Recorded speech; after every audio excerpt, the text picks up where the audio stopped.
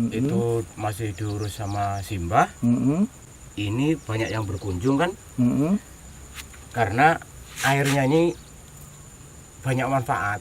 Oh, banyak manfaat untuk apa saja itu, Pak? Untuk pengobatan waktu itu. Oh, untuk pengobatan di tahun 80-an itu, Pak? Di tahun 80-an. Iya, iya, iya. Nah, itu untuk pengobatan. Katanya waktu itu kan kalau ada orang batuk, pilek, apa-apa kan kalau ambil airnya itu meskipun nggak secara langsung tapi sembuh. Oh, gitu.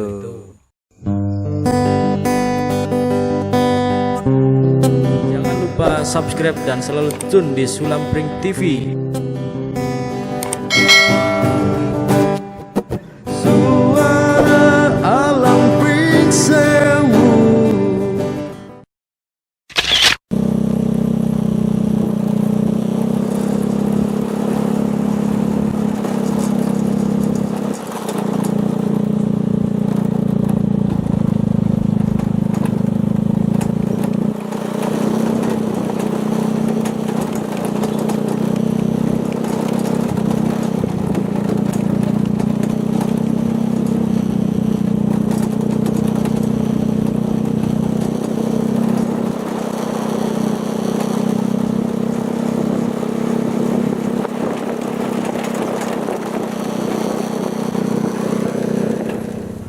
Halo pemirsa Sulampring TV, jumpa lagi dengan saya Madi. Saat ini saya masih di Pekon Banjarjo, RT 4, yang mana menurut warga ada sebuah sumur.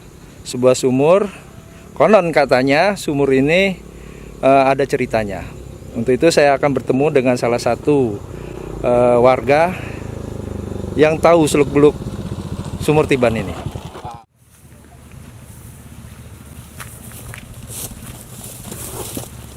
Misi Pak. Permisi. Iya, misi Pak ya. Ganggu sebentar Pak perjalanan Bapak. Ya, Pak, apa-apa. Pak Karmani nih Pak ya. Iya benar Mas. Pak, saya dapat informasi di Pekon Banjarjo ini terdapat sebuah sumur Pak ya. Benar Mas. Oh gitu. Itu sumur apa Pak namanya? Sumur Tiban. Sumur Tiban. Iya. Pak, bisa antarkan saya untuk menuju ke sumur Tiban? Oh bisa Mas. Yuk, mari Pak, kita ke sana Pak. Oh, kebetulan Bapak bercocok tanam di daerah sini Pak ya? Iya. Dia tanam di sini. Ya kebetulan juga ya untuk perkebunan sih. Untuk perkebunan. Bapak seorang petani Pak di sini Pak? Petani. Nanam apa aja Bapak di sini? Tanamnya ya untuk kebun ya coklat. Oh, coklat daerah sini Pak ya, daerah Banjarjo RT RT 04. 04. Mari Pak kita menuju ke sumur. Jalannya jelek Mas. Oh, ini di pertengahan sawah Pak ya? Iya, lokasinya. Oh. Ini tanah milik siapa Pak? Ini tanah milik Ibu Karti Mas. Ibu Karti. Ibu Karti. Iya. Semuanya yang ada di Sebatas itu. Oh gitu. Ya enggak semua sih. Sumurnya itu terletak di bawah itu Mas. Oh, di bawah. Yuk, mari Pak. Tengah Kita sawah lihat. itu. Tunggu. Kita turun ke bawah. Turun ke bawah, maksudnya di matang area sawah. sumur itu. Oh ya, Di lokasinya. lokasi. Tapi jalannya jelek.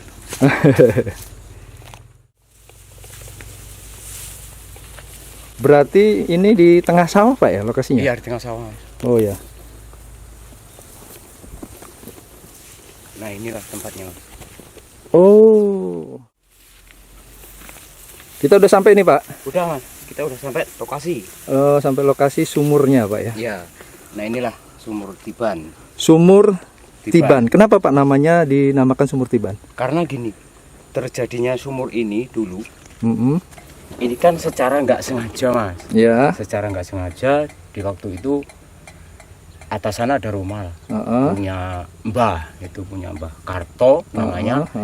Nah kebetulan si Mbah itu bikin kolam di sini, bikin kolam Sebelum padi. Oh sebelum padi. Sebelum di padi ini bikin kolam. Iya iya. Nah terus yang ngurus kolam ini itu menantunya yang namanya Pak Sukirno waktu itu. Iya. Nah kebetulan malam Jumat Kliwon, nah itu Pak Sukirno itu ngajak saya ke kolam untuk ngambil ikan lah malam itu. Itu Pak, kalau boleh tahu tahun berapa itu Pak dulu Pak? Itu di sekitar tahun 80-an lah. Tahun 80-an. Oh iya. Kemungkinan ya bisa 85-an apa ya. Iya, sekitar ituan lah. Cuma waktu malamnya itu sekitar jam 12-an malam lah. Itu Pak Kirno ngajak saya untuk melihat ikan. Kebetulan kan waktu hari hujan. Nah saya nggak mau. Akhirnya Pak Kirno jalan sendiri. Nah waktu beli ikan itu dia jalan ke sini. Menuju ke menuju yang area sini. Kebetulan di sini nginjek katak. Di lokasi sumur ini ada seekor katak. Iya. Terus Pak? Keinjek lah sama Pak Kirno itu. Terus? Nah, terus ini karena katak itu keinjek, nah inilah berlubang segini. Oh, jadilah sumur ini. Itu tidak sengaja menginjak katak. Iya, tidak sengaja. Nah, setelah itu keluar air atau seperti apa Pak? Langsung keluar air Mas. Oh, keluar air. air. Terjadilah sumur ini. Ini dalamnya sekitar 8 meteran waktu itu. Sempat dicoba untuk diukur paginya. Oh, itu sekitar itu dalamnya. Dulu waktu pas ditemukan deras tidak Pak airnya? Ini udah sampai peres gini Mas. Sampai peres kayak ini. Nah, sampai peres gini lah airnya. Ini dari dulu ukurannya diameternya segini Pak? Iya, nggak pernah berubah ya, inilah diameternya. Iya. Ya pemirsa Sulampring TV, saya sudah di lokasi titik sumur. Namanya Sumur Tiban. Saya tadi sudah berbicara secara langsung terhadap pengelolanya ya, Pak Karmani. Kebetulan Pak Karmani tadi sudah menjelaskan sedikit, tapi untuk lebih detailnya saya akan bertanya lebih luas dan lebih terperinci. Bagaimana dari awalnya dari seorang bapak menemukan menginjak seekor kodok. Pak, sumur ini setelah ditemukan oleh Pak Sukirno, lantas beliau merawatnya atau gimana Pak? Waktu itu Pak Sukirno lah yang rawat. Nah, Pak Sukirno yang rawat selang sekitar 40 hari lah. Setelah Pak Sukirno itu wafat. Oh, nanti dulu. Setelah menemukan sumur ini selisih 40 hari ya. Selisih 40 hari Pak Kirnonya wafat. Oh, itu. Lantas Pak? Lantas yang nerusin, yang ngurus ini Simbahnya. Ya. Orang tuanya Pak Kirno. Mertuanya itu. Oh, mertuanya si ya. Mbah Kartonya itu yang ngurusin. Nah, akhirnya apa? Setelah itu masih diurus sama Simbah. Ini banyak yang berkunjung kan? Karena airnya ini banyak manfaat. Oh, banyak manfaat untuk apa saja itu Pak? Untuk pengobatan waktu itu. Oh, untuk pengobatan di tahun 80-an itu Pak? Di tahun 80-an. Iya. Nah itu untuk pengobatan katanya. Waktu itu kan kalau ada orang batuk, pilek, apa-apa kan kalau ambil airnya itu meskipun nggak secara langsung tapi sembuh. Oh gitu.